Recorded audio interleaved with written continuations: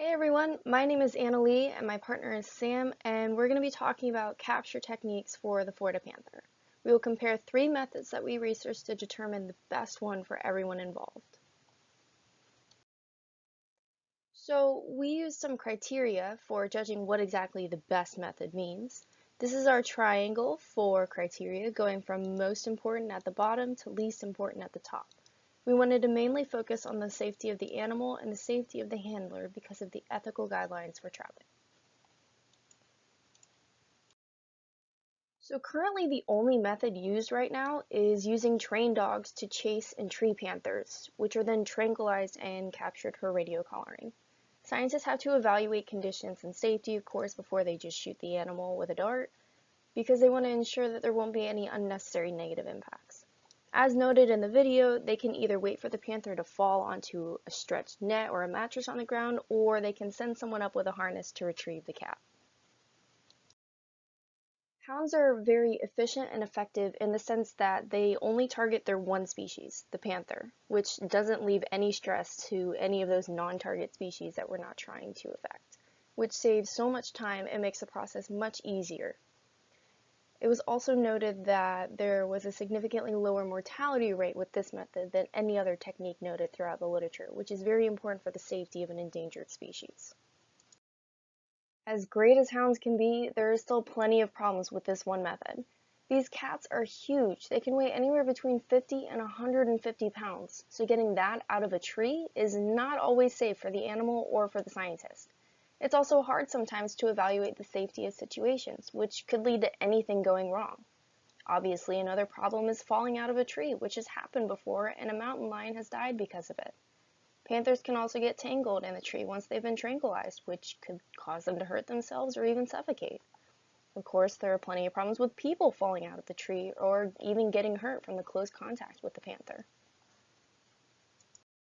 So we wanted to try looking at any alternative trapping options. So we explored some techniques from jaguars and the panther's cousin, the mountain lion.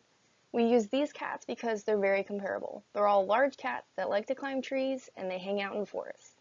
Some research mentioned box traps and foothold traps, so we decided to evaluate these methods. Hi guys, now we're going to move on to box traps. No, not that kind of box trap. More like this kind of box trap, but it has to be really, really big. Big enough to fit a mom and her small child, or just a Florida panther. Box traps are made of wire or wood, and then they're disguised with some vegetation you can see in this photo here. And then they're baited with some yummy deer legs hanging in the back. Box traps are triggered by a pressure plate at the end of the cage near the bait, and this is important that the pressure plate is far enough from the sliding door to reduce injury to the animal. Box traps are safer because they are on the ground and the animal can be better evaluated for sedation. There is less injury to the animal with some modifications like a cloth or plastic covering any sharp points. Box traps can provide shelter in one area, making the cat safe from harm and in a known place for scientists. And lastly, it's easy to transport the equipment and has the added benefit to transport the animal too. Box traps are a great tool for capture, but some of their faults lie in faulty opening. This video shows a very agitated mountain lion in a box trap meant for a fox. Her captor later opens the cage in the worst way possible and did not consider his safety and just opened the flap without precaution. If the animal isn't properly sedated, there is a danger when opening it. The cage should also be the right size, as you can see in this picture. The cage is much too small for the cat. Box traps are also limited to just one spot that isn't a guarantee the cat would go into because they have such large ranges. And lastly, same as the video, box traps has a large potential for bycatch. This can only be adjusted by the pressure plate's sensitivity to heavier animals if you want a big cat.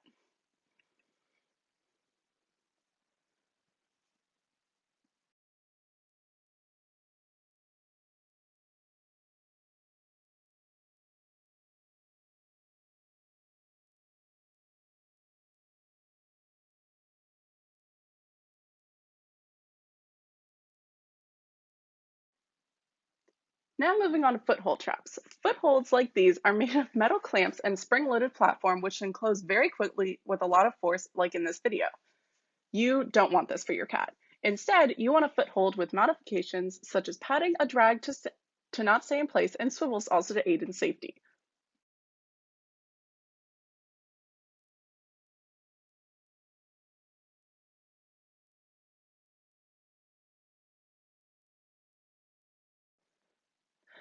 Like I mentioned, footholds are great with all their modifications. They are easy to transport and set up on site. But that's really it. Can you tell we don't like footholds? They don't like them either. Footholds can cause many problems, and this video illustrates an ill-fitting foothold with hunters that have no idea what to do. This cougar is scared and desperate to break free and ends up injuring itself. Here's an extreme example where a panther was left too long and tore off its foot to get free. This panther later died. This is another example of an ill-fitting foothold. Overall, footholds can cause harm or death, can cause unnecessary stress, must be removed on site, which can be troubling, and are limited to open areas if you want to reduce injury risk, and pressure pads aren't completely subject to catch panthers.